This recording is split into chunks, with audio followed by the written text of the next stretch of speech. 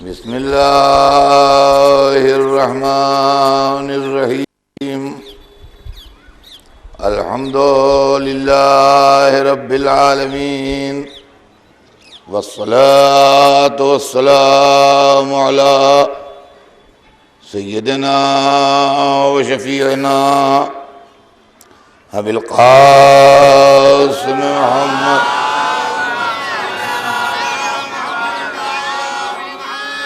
वाले तय्यबीन ताहिरीन अल-मासूमीन व लअनतुल्लाहि अला अदाइहिम अजमईन मिन यौमिना हाज़ा इला यौमिद्दीन। अम्मा बाद फ़क़द क़ाल अल्लाहु सुब्हानहु तबारक व तआला फ़ी किताबिहिल मुबीन व हुवा अस्दक़ुस्सादिक़ीन। या अय्युहल्लज़ीना आमनू इत्तक़ुल्लाह वब्तग़ू इलैहिल वसीला वजाहिदू फ़ी सबीलिही लअल्लकुम तुफ़्लिहून। सलावत भेजने हैं।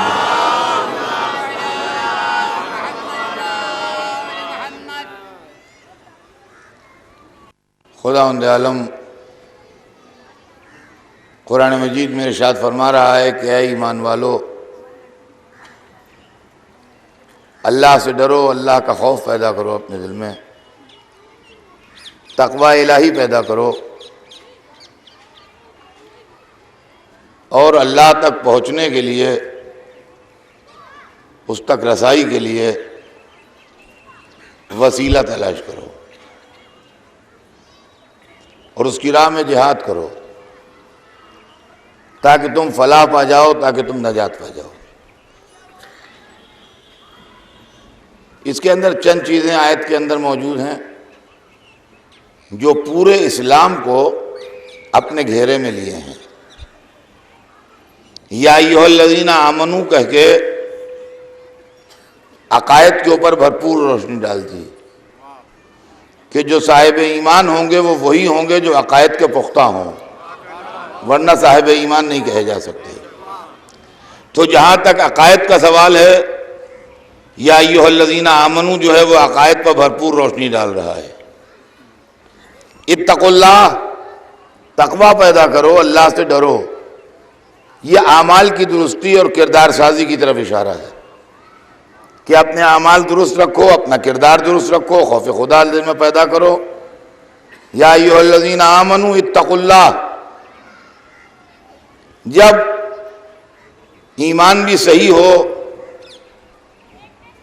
और किरदार भी सही हो, तो अब इसके बाद खुदा रसी का वसीला तलाश करो कि किन अफराद के जरिए तुम अल्लाह तक पहुंच सकते हो। और जब वसीला भी मिल जाए तब जाहिदू फी सबीलिही। देखिए तरतीब है, ये तरतीब किसी नासमझ की तरफ से नहीं है कि बेसमझे कोई जुमला पहले कह दिया कोई बाद में कह दिया। ये तरतीब अल्लाह की तरफ से कायम है, लिहाजा जो जुमला जहां पर है बिल्कुल वही उसका मकाम है, ना उसको इधर किया जा सकता है ना उधर किया जा सकता है। जब वसीला तलाश कर लो और वसीला मिल जाए तुम्हें तो जाहिदू फी सबीलिही, उसकी राह में जिहाद करो। इसलिए कि अगर बगैर वसीले के जिहाद होगा तो तालिबान और अलकायदा बना देगा।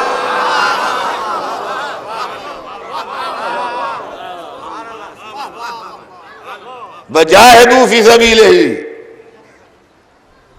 ये जिहाद जो है ये इंसानियत की खिदमत है, दीन की खिदमत है। मैं भी आपसे अर्ज करूंगा आपकी खिदमत में कि जिहाद फी सबीलिल्लाह क्या है। जब ये सब मंजिलें गुजर जाएं तो फिर तुम्हारी फलाह और नजात जो है वो यकीनी है। लअल्लकुम तुफ़्लिहून, ताकि तुम फलाह पा जाओ, ताकि तुम नजात पा जाओ, ताकि नजात याफ्ता लोगों में तुम्हारा शुमार होने लगे। तो ईमान जो है वो क्या है? कुरान ईमान के मुतालिक बताता है कि इन्नमल मोमिनून अल्लज़ीना आमनू बिल्लाहि व रसूलिही सुम्मा लम यरताबू। मोमिन बस वो लोग हैं जो अल्लाह और रसूल पर ईमान लाएं, अल्लाह और रसूल पर उनका यकीन हो, सुम्मा लम यरताबू, और उसके बाद फिर उनके दिल में कभी शक व शुबा ना पैदा हो। यह ईमान है। तकवा क्या है?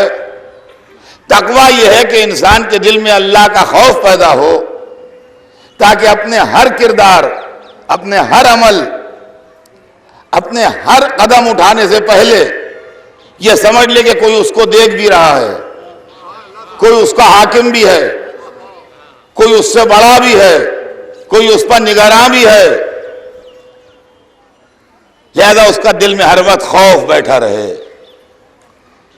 अज़ीज़ान गिरामी, जब किसी के दिल में यह एहसास हो कि कोई हमें देख रहा है तो गलती नहीं करता, और जब यह एहसास मिट जाए कि कोई देख रहा है तो लोग गलती कर लेते हैं।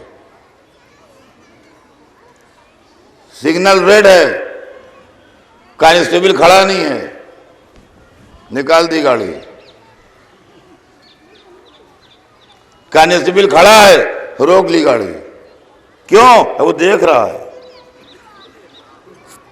तो खाली सिग्नल रेड होना काफी नहीं है, कांस्टेबल भी खड़ा होना चाहिए, जब भी रुकेगा, वरना रुकेगा नहीं, निकाल ले जाएगा जल्दी में। अब उसमें एक्सीडेंट भी हो सकता है, कुछ भी हो सकता है, वो तो अलग बात है। लेकिन ये क्या, अगर कांस्टेबल खड़ा है तो भी नहीं निकालेगा, सिग्नल रेड है निकाल ले जाएगा, और कांस्टेबल खड़ा है तो नहीं निकालेगा। अब समझे आप कि खाली उसूल काफी नहीं होता जब तक अमल दरामद करवाने वाला ना हो। सलावत भेज दें मोहम्मद।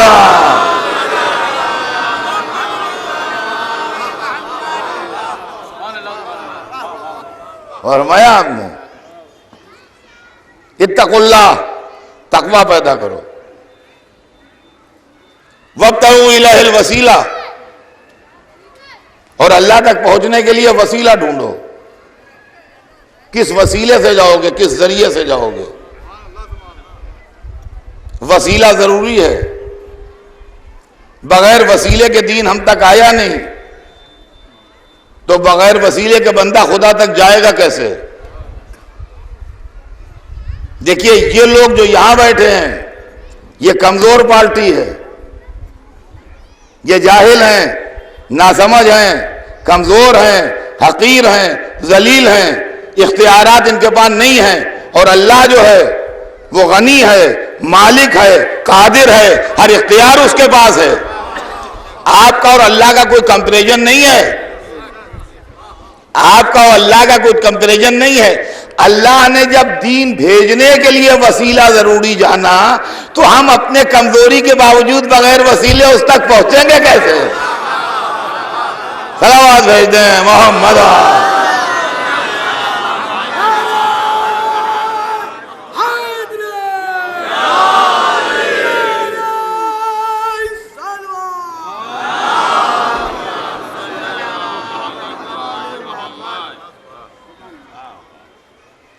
अब इसके बाद वजाहिदू फी सबीलिही,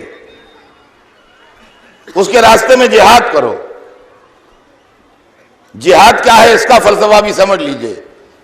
मैं आजकल बराबर मजलिसों में फलसफा जिहाद अपने नौजवानों को सुनाया करता हूं। इसलिए सुनाता हूं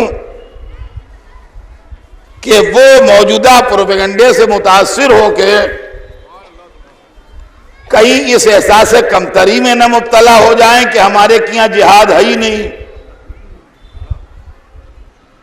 यह भी गलत, या जिहाद की वही गलत तावील समझ लें जो दुनिया को समझाई जा रही है, तो वो भी गलत। लिहाजा जो चीज जिहाद में बताई गई है वो सुना दूं आपको कि क्या है। पहला जिहाद जो है वो जिहाद बिन नफ्स है। सबसे पहले, सबसे सरकश, सबसे जालिम सबसे मूजी ताकत जो है वो इंसान के नफ्स की है, जो उससे गुनाह करवाती है, बुराइयां करवाती है, कत्ल करवाती है, झूठ बुलवाती है, जुल्म करवाती है, दूसरों के हक पर डाका डलवाती है। ये नफ्स इंसानी है। पहला जिहाद जिहाद नफ्स है। पहला जिहाद जिहाद नफ्स है।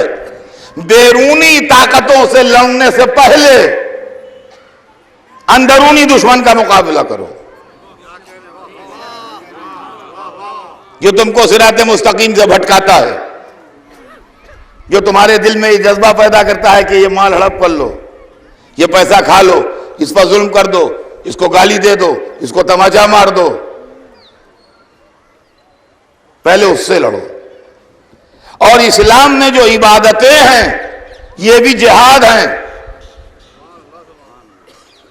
इस मजमे में हर आदमी जानता है कि मेहराब के माने क्या हैं। मस्जिद में मेहराब होती है। किसी से पूछिए मेहराब का जिया नमाज पढ़ने की जगह, यही जवाब आएगा 100%। मेहराब जहां पेश इमाम खड़े होकर नमाज पढ़ा है, नमाज पढ़ने की जगह मेहराब। मेहराब के ये माने नहीं है डिक्शनरी में। मेहराब का वर्ब है हर्ब। हर्ब के माने है लड़ाई। मेहराब वो ठिकाना जहां जंग होती है। तो ये मस्जिद में कौन सी जंग होती है? ये कौन सा चाकू चलते हैं, तलवारें चलती हैं, गोलियां चलती हैं? मस्जिद के अंदर मेहराब इबादत में कौन सी जंग होती है? आपको मालूम नहीं? बहुत बड़ी जंग होती है इंसान से, उसके नफ्स से। एक तरफ लफ्ज़ कुर्बतन इल्लाह है, दूसरी तरफ इंसान का नफ्स है, जिसके अंदर गुरूर है, जिसमें सरकशी है, जिसमें सरताबी है, जिसमें जुल्म है, जिसमें अपने को ऊंचा समझना है, जिसमें दूसरों को हकीर समझना है। पूरी नमाज हो रही है, ये नमाज नहीं हो रही है, ये जंग हो रही है। यहां तक के होते होते नफ्स गिरा, रहमत की ताकतें जीती, नफ्स इंसानी सरेंडर हुआ और बंदे ने सर झुका दिया। सलावत बर मोहम्मद।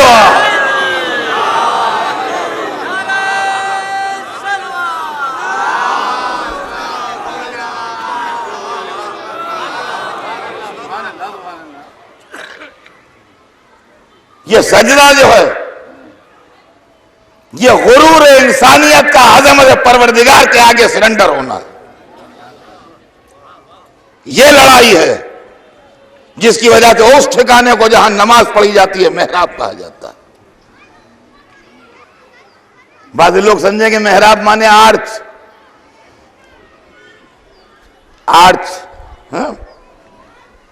आर्च नहीं मतलब है ये। आप क्या मशहूर है, वहां मेहराबें बनी हैं, देखिए सब। तो आर्चेस को मेहराबें कहते हैं, आर्च मेहराब नहीं। इबादत की जगह का डिक्शनरी में माने मेहराब नहीं है। मेहराब का मसदर हर्ब है, वर्ब हर्ब है, इससे बना है। हर्ब के माने लड़ाई के हैं। रोजा भी जिहाद है, जबरदस्त जिहाद है। चाय की आदत है हमें, व्यक्ति पीते हैं। भूख लगी है, जैसे भूख लगती है मैं देर नहीं करता, फौरन खाना खा लेता हूं। काफी की आदत है, पान खाते हैं, तंबाकू खाते हैं, सिगरेट पीते हैं। रमजान आ गया, सब खत्म। जो बेटी पीते हैं उनको बेटी नहीं मिलेगी, जो सवेरे उठते ही पान खाते हैं पहले उनको पान नहीं मिलेगा, जो सिगरेट सुलगाते हैं उनको सिगरेट नहीं मिलेगी, जो नाश्ते में फुला चीज लेते हैं उनको वो नहीं मिलेगी। नफ्स को ज़ेर किया जा रहा है अल्लाह की अजमत के सामने। ये है, इसी शान से हज भी है, इसी शान से ज़कात व खुम्स भी है। ये भी जिहाद है, ये जिहाद माल है, ये जिहाद माल है। पैसे देने को दिल नहीं चाहता। उनका वहां मस्जिद बन रही है, कहा इंशाल्लाह इंशाल्लाह, आगे बढ़ गए। कहा या करबला की मरम्मत के लिए जो भी हो सके मोमिनीन से। जी हाँ इंशाल्लाह हाजिर कर। आगे बढ़ गए, लड़ाई हो रही है, दे दे 500 रुपए, अरे फिर दे देंगे। अगर दे दिए 500 रुपए, तो जिसकी जो हैसियत हो, 500 रुपए से मुराद 500 रुपए नहीं है, हर आदमी अपनी हैसियत के मुताबिक। अगर दे दिए तो लश्कर इस्लाम जीत गया, और अगर जेब में दबा के निकल गए तो लश्कर कुफार जीत गया। नहीं आप, यह है ज़कात खुम्स। एक जिहाद, जिहाद बिल लिसान है, हक की हिमायत में बोलना, यह भी जिहाद है। कोई बात गलत सुनी आपने, अरे हमसे क्या, समझिए फौज में भर्ती नहीं हुए। और अगर हक को हक कहा, बातिल को बातिल कहा, तो जिहाद किया। एक जिहाद, जिहाद बिल कलम है, नुसरत हक में कलम चलाना, यह भी जिहाद है।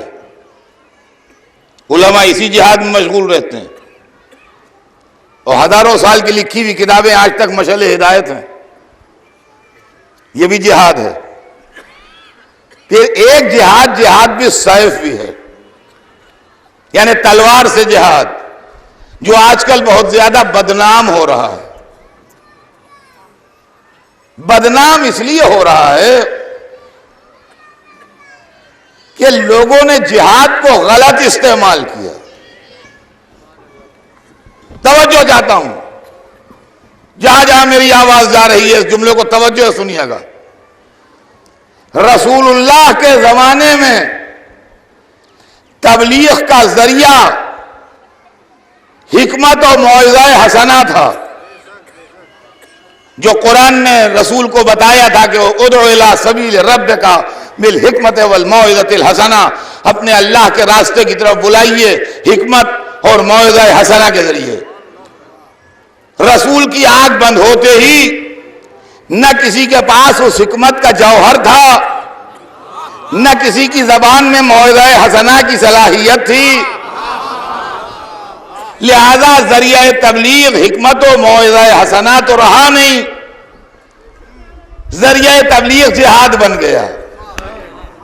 और जब जरिया तबलीग जिहाद बन गया तो इस्लाम के दामन पर मुलूकियत के धब्बे लगने लगे। इस्लाम के दामन पर मुलूकियत के धब्बे लगने लगे। हमारे मसलक में, शियों के यहां जिहाद है और हमारे फुरूए दीन में दाखिल है, हमको बचपन से पढ़ाया गया है। लेकिन हमारे यहां जिहाद फुरूए दीन में उस वक्त है जब उसूले दीन में इमामत भी है।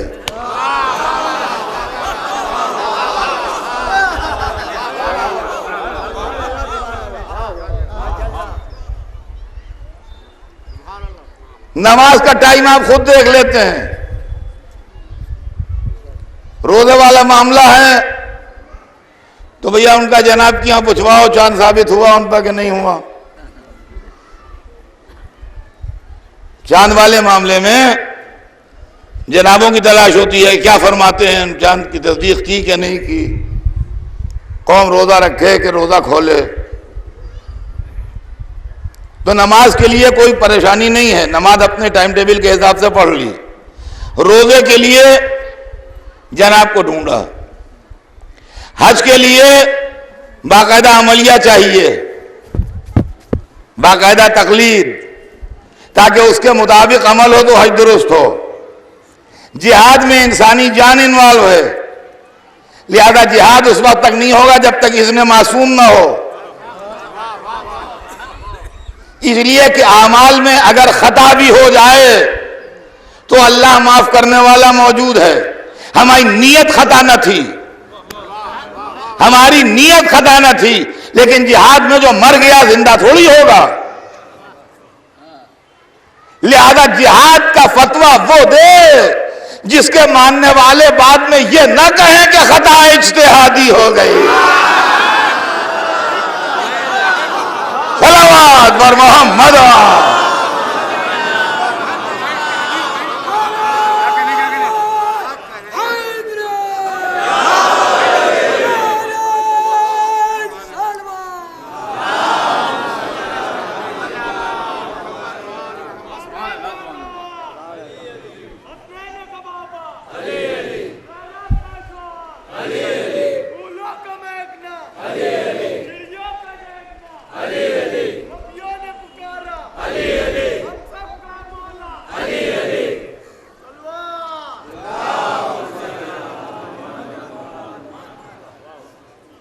तो अज़ीज़ान गिरामी, ये जिहाद है।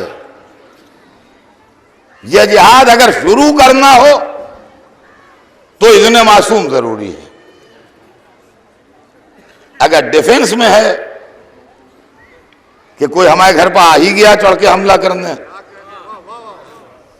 तो उसके मसाइल दूसरे हैं, उसके मसाइल दूसरे हैं। लेकिन जब आप आगाज कर रहे हैं तो उसके मसाइल ये हैं कि जब तक इज़्न मासूम ना हो उस वक्त तक तलवार नहीं निकलेगी। यह जिहाद इस्लामी है। अब अज़ीज़ान गिरामी, जब इस्लाम मुलूकियत में बदल गया तो हर चीज का तसव्वुर ही बदल गया। पूरे इस्लाम का यहां से वहां तक कॉन्सेप्ट बदल गया। ये एक मुख्तसर सी मजलिस जिसको 50-60 मिनट में खत्म हो जाना चाहिए, मैं उसमें आपको क्या तफसीलात सुनाऊं कि क्या क्या चीज बदली और किस चीज का तसव्वुर बदला। इस्लाम दीन था, दीन में जबर नहीं है। कुरान में साफ लफ्जों में लिखा है ला इकराह फिद्दीन, दीन में जबर नहीं है। जबर इसलिए नहीं है कि दीन बेस करता है अकीदे पर, अमल उस नेव पर बनने वाली इमारत का नाम है।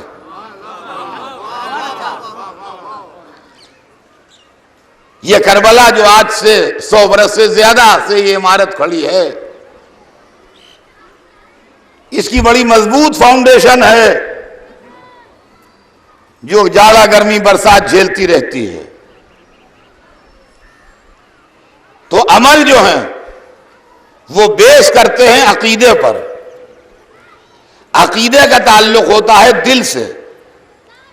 अमल जबरदस्ती हो सकता है, अकीदा जबरदस्ती नहीं हो सकता।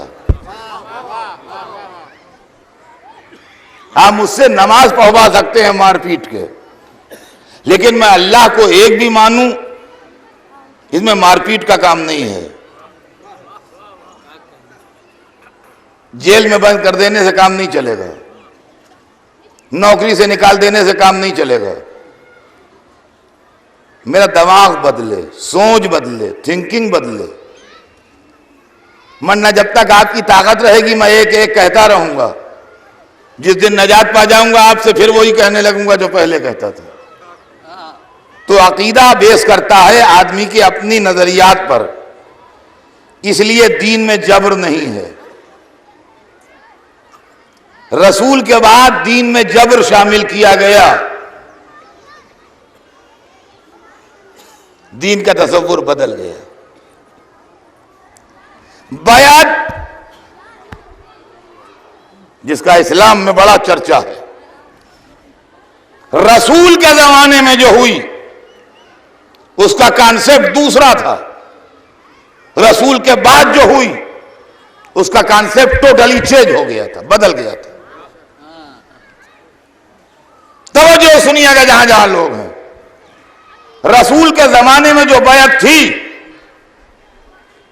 वो रसूल को चेंज नहीं करती थी, बैत करने वाले को चेंज करती थी। रसूल थे।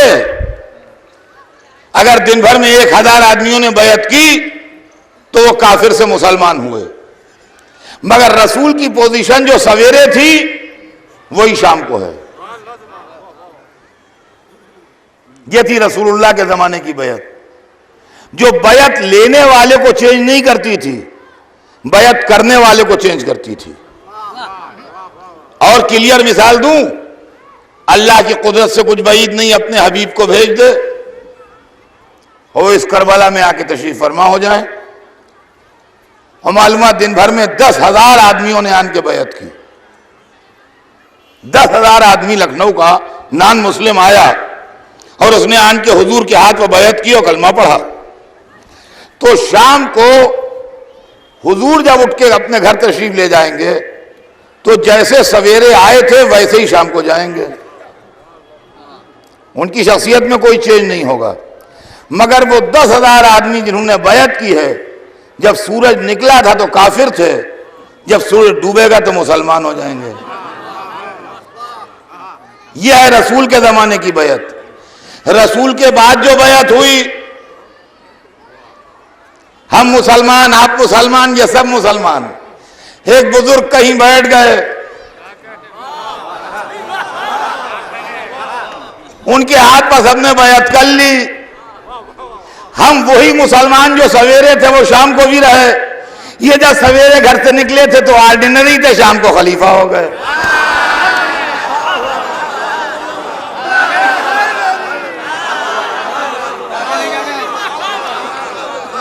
अब मुझे बताइए, बैत का कॉन्सेप्ट बदला कि नहीं बदला? रसूल की बैत में रसूलुल्लाह नहीं बदले, वैसे ही मुरसले आजम रहे, हम बदले। दूसरी बैत में हम नहीं बदले, वो बदले। तो रसूल के बाद नजरियात चेंज हुए हैं, जिहाद का तसव्वुर चेंज हुआ, तबलीग का तसव्वुर चेंज हुआ, बैत का तसव्वुर चेंज हुआ। और अजीजान गिरामी, यह बात आज की दुनिया को समझाने की है और सुनाने की है कि इस्लाम में वायलेंस और इस्लाम में तशद्दुद और इस्लाम में ताकत का इस्तेमाल या इस्लाम में बेगुनाहों का कत्ल, यह जायज नहीं है। देखिए, बड़े बारीक फर्क हैं, लेकिन उसको बच्चे समझें ताकि वो आज के प्रोपेगेंडों से मुतासिर न हो। इस्लाम में रिवेंज, बदले का तसव्वुर है। लकुम फिल क़िसास हयात या उलिल अलबाब, कुरान कह रहा है क्या है, साहिबाने अक्ल, किसास में, बदले में, रिवेंज में तुम्हारे लिए जिंदगी। मगर रिवेंज कैसा? प्री इस्लामिक टाइम का रिवेंज और था, रसूल के आने के बाद बदले की शक्ल बदल गई। रसूलुल्लाह के आने से पहले अरब में जो कबायली निजाम था, जो ट्राइबल सिस्टम था, उसके अंदर भी रिवेंज था, बदला था। मगर किस शक्ल का बदला था? ये मेरे कबीले के लोग हैं, ये आपके कबीले के लोग हैं। आपके कबीले के आदमियों ने मेरे कबीले के एक आदमी को मार डाला, मेरा कबीला बदला लेगा, जरूर लेगा। कोई एक आदमी आपके कबीले का मिल जाएगा, उसे मार डालेगा। इससे बहस नहीं कि उसने कुछ किया है कि नहीं किया है। सिस्टम यह था कि तुमने हमारा एक मारा, हम तुम्हारा एक मारेंगे, मौका मिल गया तो 2 मार लेंगे। इस्लाम ने रिवेंज बरकरार रखा, लेकिन जालिमाना रस्म को मिटा दिया। कहा बदला लो, मगर उसी से लो जिसने जुल्म किया है, बेगुनाह से न लो।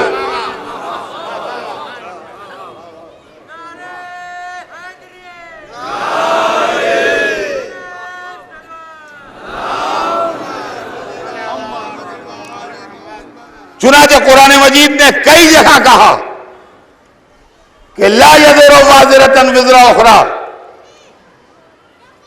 एक दूसरे का बोझ नहीं उठाएगा। अगर मैंने जुल्म किया है तो सजा मिलना चाहिए, मगर मुझी को। मेरे बेगुनाह भाई से क्या ताल्लुक? मैं दुनिया में कुछ करता फिरूं, इनसे क्या रिश्ता है मेरे काम का? मुझसे बदला लीजिए। बेगुनाह भाई को क्यों सता रहे हैं आप? इस्लाम का यह तसव्वुर नहीं है। और इसी चीज को मौला अली ने नहजुल बलागा में क्लियर किया।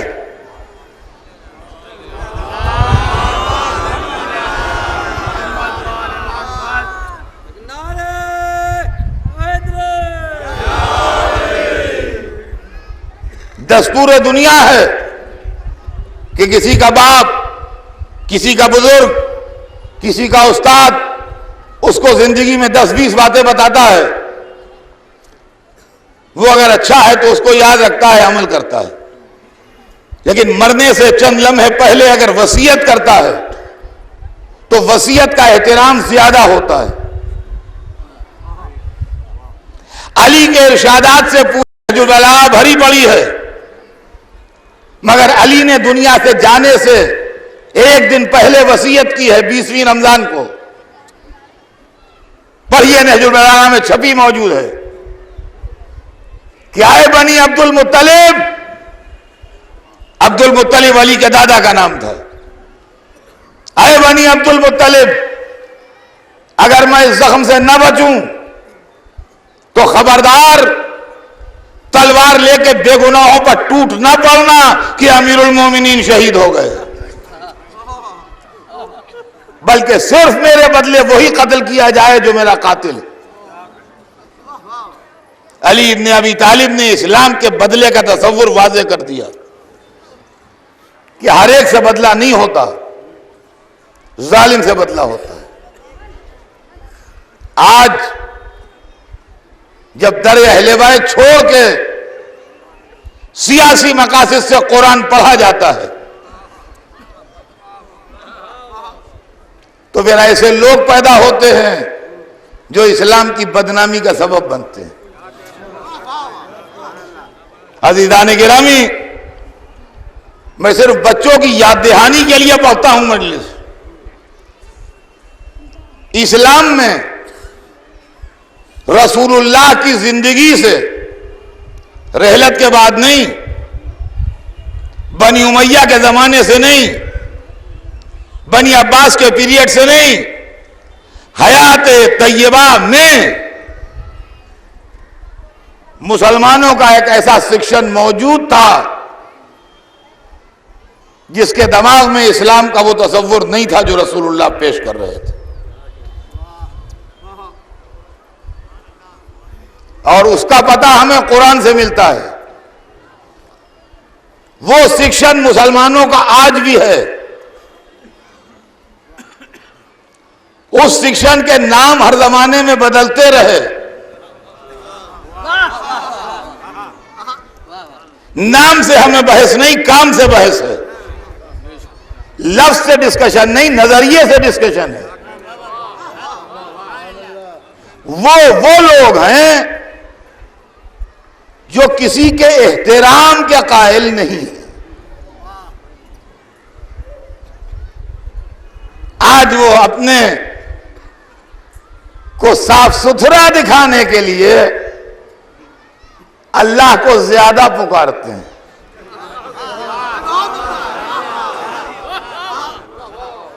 कि मियां बस जो कुछ है अल्लाह है और कौन, अल्लाह बस, बाकी है बस, मियां बस अल्लाह ही अल्लाह। यही वो लोग हैं जो रसूल के एहतराम को बिदअत कहते हैं, आले रसूल के एहतराम को हराम कहते हैं, तबरुकात इस्लामी के बोसे को मना करते हैं। अब आप समझ गए होंगे ये कौन हजरात हैं। रसूल के जमाने में ऐसा तबका मौजूद था जो रसूल का एहतराम नहीं करता था। जब तक कुरान रहेगा, जब तक ऐसे तबके की निशानदेही होती रहेगी। कुरान में आयत है, ला तरफऊ अस्वातकुम फौका सौतिन नबी, रसूल की आवाज पर आवाज ना निकालो, ऊंची ना करो। बिला वजह कोई बात नहीं कही जाती। मालूमा कुछ ऐसे बदतमीज भी थे जो रसूल से उनसे ज्यादा ऊंची आवाज में बात करते थे। कुरान में दूसरी जगह है कि रसूल को उस तरह ना पुकारो जिस तरह आपस में एक दूसरे को पुकारते हो। हम आपस में एक दूसरे को पुकार लेते हैं जोर से, अजी भाई छोटन साहब, खबरदार रसूल को इस तरह आवाज ना देना। कुरान में मासल्ला साहब मगवा, तुम्हारा साहब ना गुमराह हुआ है ना बहकी बहकी बातें करता है। इसका मतलब ऐसे भी थे जो रसूल को गुमराह कहते थे, वो बहकी बहकी बातें करते। सूरह जुमा में है कि ये खेल या तिजारत देखेंगे तो आपको नमाज में खड़ा छोड़ के चले जाएंगे। अरे अभी तक तो हम समझते थे कि मैदान ही से छोड़ के चले जाते हैं, अब मालूम नमाज में भी जाते हैं।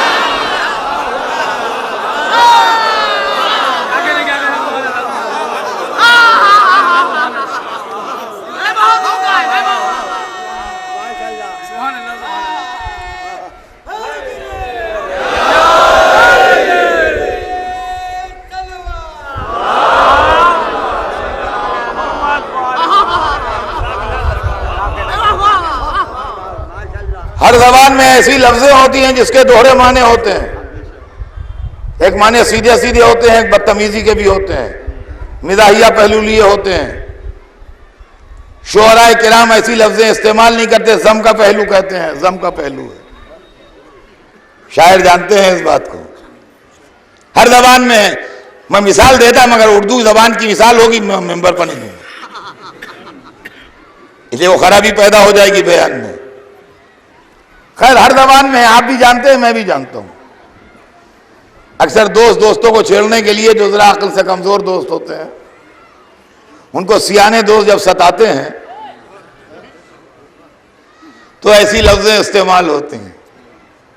और जब वो बिगड़ गए तो कहा, अरे आपके दिमाग में हर वक्त बुरा ही ख्याल रहता है, मैंने तो इन मानों में कहा था।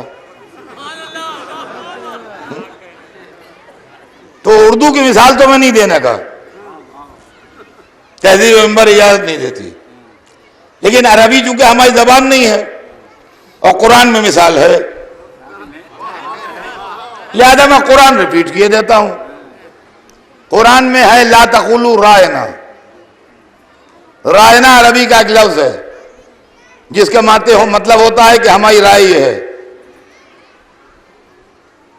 इसके एक दूसरे माने भी हैं जो बदतमीजी के हैं। लोग रसूल के सामने आन के लफ्ज बोलते थे, बाद में जाके हंसते थे। कुरान ने लफ्ज बयान कर दी, ला तकुलू रायना, खबरदार जब हबीब के सामने आना रायना मुंह से ना निकले। सुभान अल्लाह। कुरान ने कभी अकेले प्रॉब्लम डिस्कस नहीं की जब तक हल न बताया।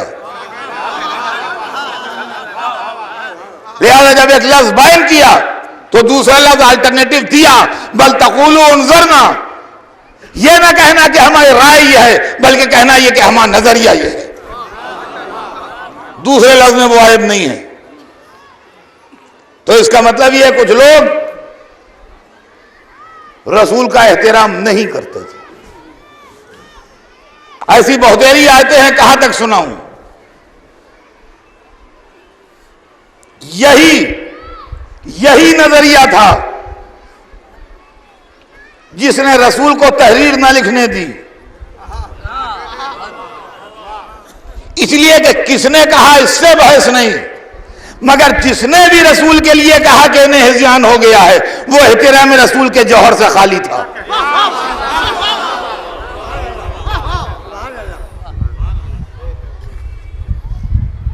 शुरू में नजरिया रसूलुल्लाह के जमाने में था। जिस नजरिए ने रसूल का एहतराम न होने दिया, उसी नजरिए ने रसूल की रहलत के बाद और दफन होने से पहले मस्जिद में यह तकरीर करवाई कि जो खुदा को मानता है वो सुन ले कि खुदा जिंदा है और उसे कभी मौत नहीं आएगी, और जो मोहम्मद की परस्तिश करता है वो सुन ले कि मोहम्मद मर गए। कौन मोहम्मद की परस्तिश करता था? मस्जिद में सहाबा किराम हाजिर थे, शमे रिसालत के परवाने हाजिर थे, बकौल अल्लामा शिबली इस्लाम के मेहरोमाह मौजूद थे। खामखा की बात है। मगर उस दिन का लफ्ज के मोहम्मद मर गए आज तक सुनाई नहीं देता है। या मोहम्मद न कहो मोहम्मद मर गए, ताजीम न करो मोहम्मद मर गए।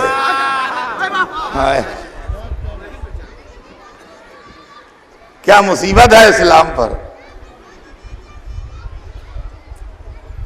दूसरा मौका, एहतराम ना करो।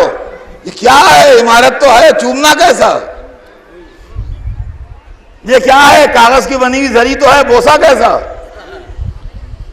ये क्या है? हमारे हाथ का बनाया हुआ आलम तो है, ताजीम कैसी?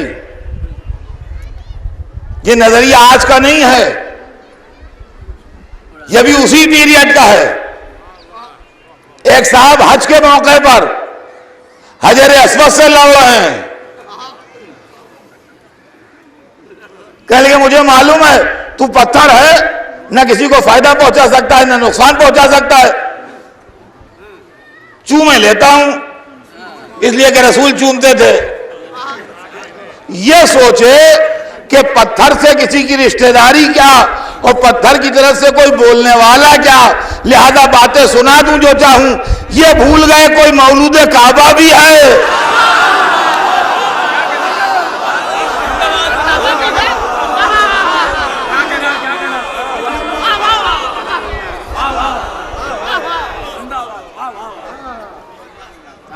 जैसे ही फरमाया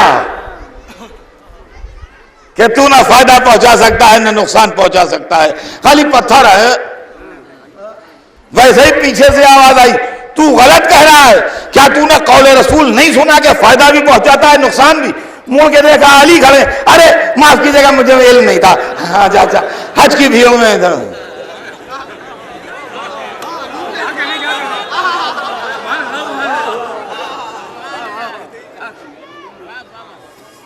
इसी अदम एहतराम के नजरिए ने फातिमा के दरवाजे पर हमला करवाया। इसी एहतराम के न होने ने हुसैन को शहीद करवाया। इसी ने इमामों को कैद करवाया। तहरीक का कोई नाम नहीं था, तहरीक थी। तकरीबन 200 बरस गुजरने के बाद तीसरी सदी हिजरी के अवाइल में, जिस वक्त चौथी फिक़ा की तदवीन हो रही थी, फिक़े हम्बली, और उस वक्त तख्त हुकूमत पर बनी अब्बास का बादशाह मुतवक्किल बैठा था।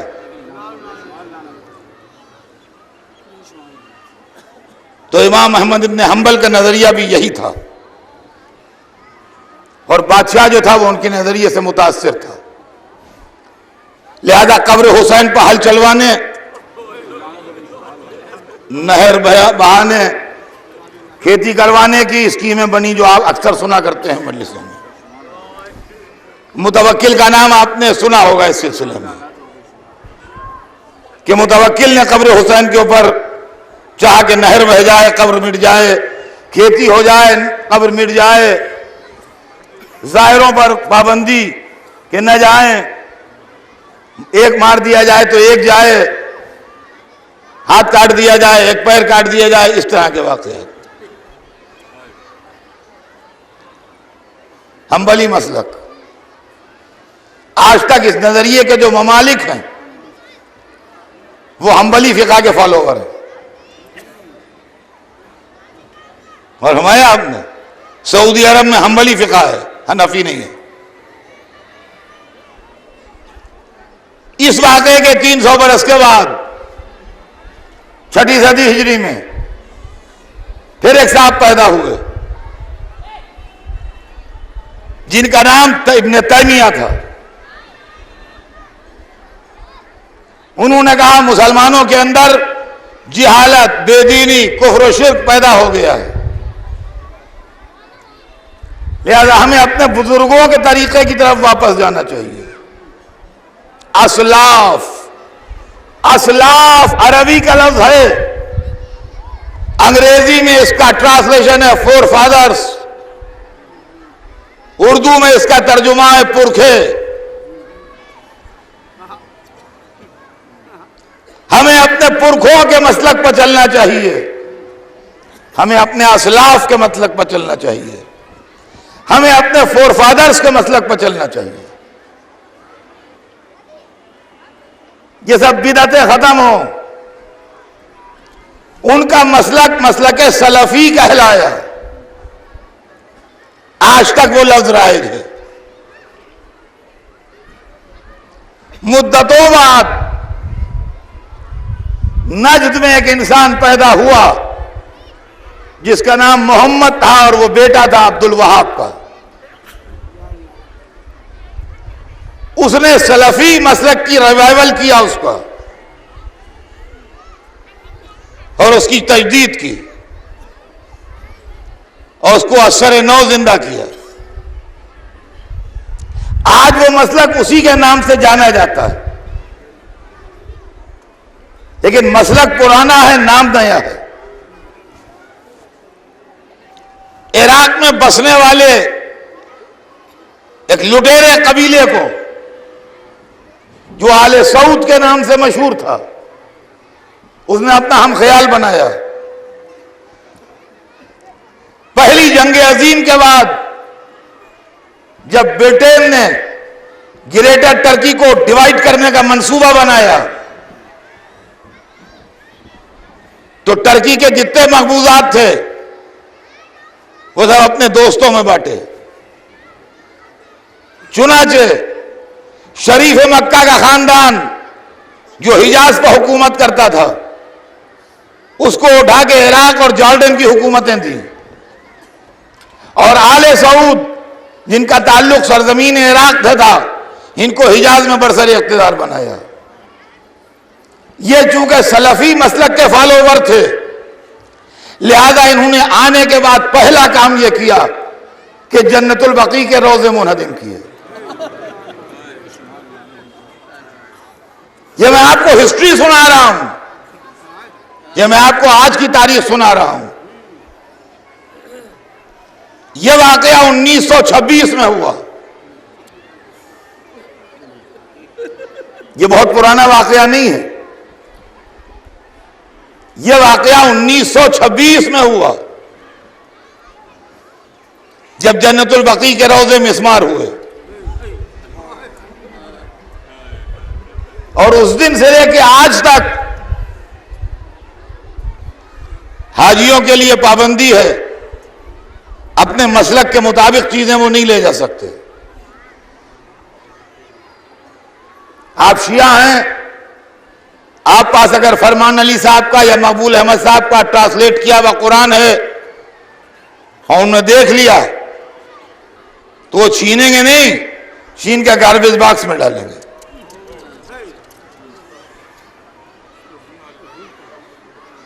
ये बरादर शिया नहीं है,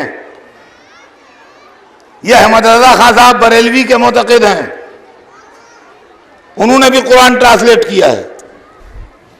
देखा, बरेलवी मसलक वालों का कुरान है गार्बेज में।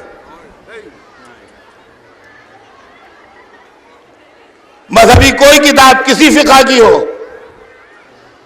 जरूरी के फिक़े जाफरी, गार्बेज बॉक्स। गले में किसी का कुरान पड़ा है, सनम सजदा बेइंतहा तौहीन। मक्का मदीना किसी के बाप की जागीर नहीं है, हर मुसलमान का हक है। खाली शियों की बात मैं नहीं करता, करोड़ों मुसलमान रसूल के रोजे को चूमना चाहते हैं, जिनमें शिया भी हैं, नान शिया भी हैं। सिर्फ शिया नहीं, गैर शिया मुसलमान भी उस जाली को बोसा देना चाहते हैं जिसके अंदर कब्र मुतहर है। सिपाही खड़े हैं कोड़े लिए हुए। हमारी समझ में नहीं आता कि बात बात पर बिदअत और सुन्नत के हवाले देने वाले रसूल की जिंदगी में इस दुर्रे का निशानदेही कहां से करेंगे। अजीज़ान गिरामी, जब तक यह नजरिया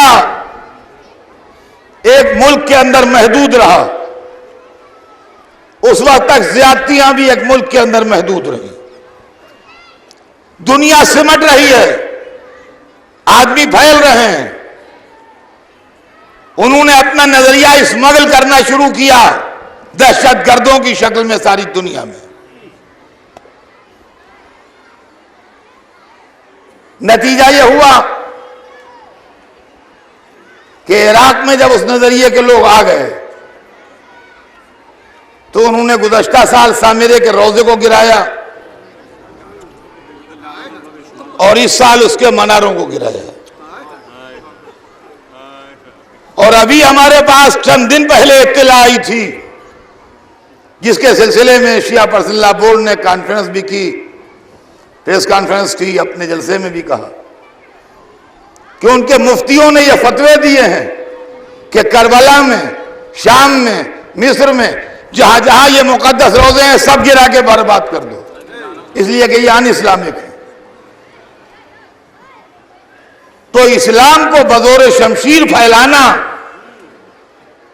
इस्लाम नहीं है। इस्लाम अखलाक व मौइज़ा हसना से फैलता है। अब चलते चलते आखिर में आपसे एक बात सुना दूं कि यह पूरी इमारत जो है, जिसकी वजह से आज दुनिया दहशतगर्दी की जद में है और हर जगह हर इंसान डर रहा है कि दूसरे लम्हे क्या हो जाए, इसके 4 पिलर हैं जिस पर यह इमारत बनी है। अदम तवस्सुल, किसी को वसीला न बनाओ। अदम एहतराम, किसी का एहतराम न करो। अदम शिफात, यह न मानो कि कोई शिफात करेगा। अदम आसार, वो चीजें मिटा दो जिनसे किसी की याद ताजा होती है। और हमारे आप में ये 4 पिलर हैं। वसीला नहीं, शिफात नहीं, एहतराम नहीं, यादगार नहीं। ये इमारतें जो हैं ये आसार में आती हैं। यह इस्लाम का खुर्रा तसव्वुर, जिसका दूर दूर इस्लाम से कोई ताल्लुक नहीं है, आज का नहीं है। मौला अली के जमाने में खवारिज भी ऐसे ही मुसलमान थे कि जिनके माथों पर घट्टे थे, जिनके कुरान हिमायल थे, मगर इतना बहक गए थे कि कह रहे थे अली दीन से खारिज हो गए। वो तो अली थे जिन्होंने उनके चेहरे से नकाबें नोची। जब नहरवान की लड़ाई में मौला अली ने तमाम तर हुज्जतें तमाम कर दी और उसके बाद अपने लश्कर से कहा कि काट के डाल दो इनको, तो मौला अली के साथ टोटल वो लश्कर नहीं था जो यहां बैठे हैं।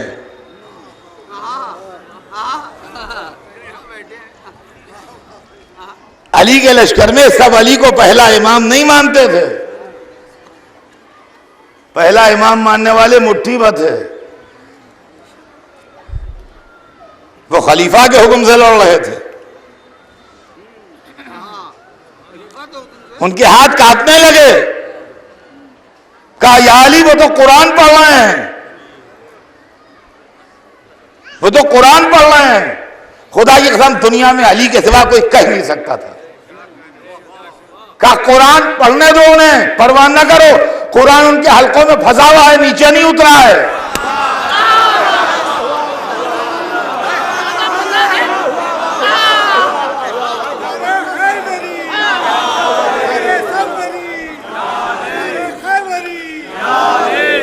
सुबह क़यामत तक के लिए अली ने तस्वीर दिखा दी, जब तक सूखा सूखा कुरान पढ़ेगा हल्क में फंसा रहेगा, जब दिल तक पहुंच जाएगा मोहब्बत हैदर करार बन जाएगा। सलावत बर मोहम्मद।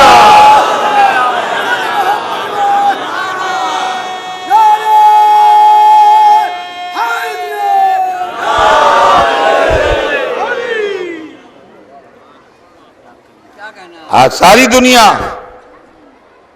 उन्हीं हालात की इज्जत में है। और अज़ीज़ान गिरामी, खुदा का लाख लाख शुक्र है कि हम लोग थोड़े से सही, मुख्तसर सही, गरीब सही, तिजारत और तालीम में पसमानदा सही, मगर हम में कोई दहशतगर्द नहीं है,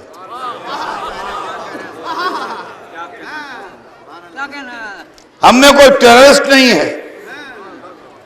और आप जानते हैं क्यों नहीं है? इसका राज जरूर सुन लीजिए। एक तहरीक उठी थी मेरी पैदाइश से पहले, जो जवान हुई उस वक्त जब मैं जवान था, वो थी कम्युनिज्म की तहरीक।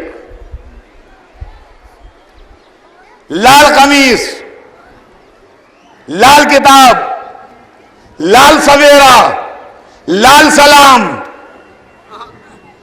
बच्चे नहीं याद कर पाएंगे, जो मेरी एज ग्रुप के हैं उनको ख्याल होगा।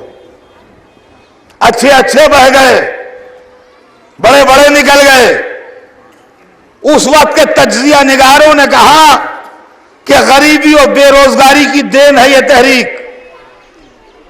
उस जमाने में हमारी कौम में गरीबी और बेरोजगारी क्लाइमेक्स पर थी। पार्टीशन और लैंड अबालिशन ने दम तोड़ दिया था हमारा, नाने शबीना को मोहताज कर दिया था।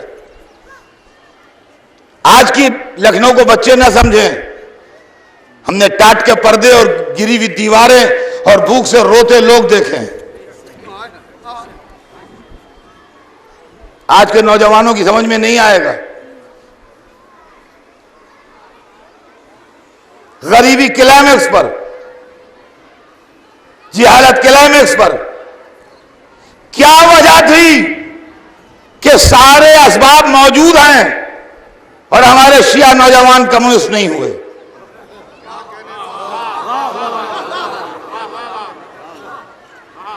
फसल खराब है, कालरा फैला हुआ है, एक आदमी अनहाइजेनिक कंडीशन में रह रहा है, सड़ी गली चीजें खा रहा है, फिर क्यों नहीं होता इसे कालरा?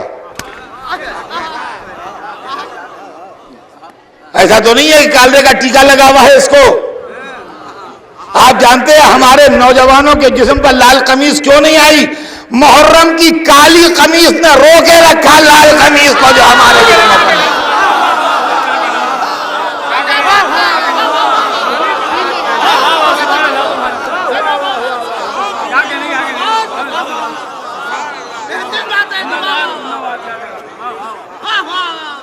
सलाम हो मुहर्रम के काले कपड़ों पर,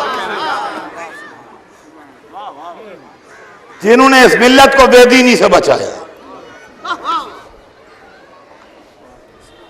यह तहरीक हमारी नौजवानी में क्लाइमेक्स पर थी। आहिस्ता आहिस्ता हमारे बूढ़े होते होते ही हम तो जिंदा हैं, ये तहरीक मर गई।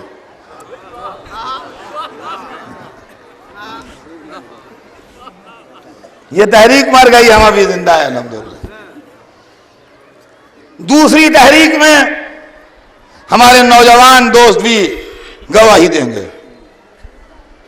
दूसरी तहरीक जिसने दुनिया को हिला के रख दिया है वो दहशतगर्दी है। दहशतगर्दी आज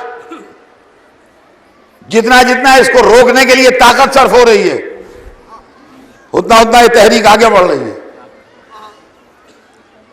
रोज का अखबार टीवी देख लीजिए, काफी है, मजीद डिटेल की जरूरत नहीं। लेकिन अल्हम्दुलिल्लाह हमारे लोग नहीं हैं इसमें। जबकि शियों को सबसे बड़ा दहशतगर्द होना चाहिए था, अब आप कहिएगा आप अपने हो गए, ऐसी बात करते हैं दर साहब? सुनिए क्या मामला है। करबला के वाकये के बाद आज जो दहशतगर्दी का दिफा करते हैं और डिफेंस करते हैं, वो यही कहते हैं कि जब आदमियों पर जुल्म और ज्यादती होगी तो बदले के लिए तैयार ही हो जाएंगे। ये तो होना ही है, ये तो फितरी रद्द अमल है। करबला के वाकये के बाद हमारे अंदर दो में से एक ऐप पैदा होना जरूरी था। जहां जहां लोग बैठे हैं सब सुने, करबला के वाकये के बाद हमारे अंदर दो में से एक खराबी पैदा होना जरूरी थी। या तो हमारे अंदर मायूसी और डिजेक्शन पैदा हो जाता कि जब रसूल का घर ना रहा तो हम रह के क्या करेंगे, जब हुसैन न रहे तो हमारे बच्चे क्या होंगे।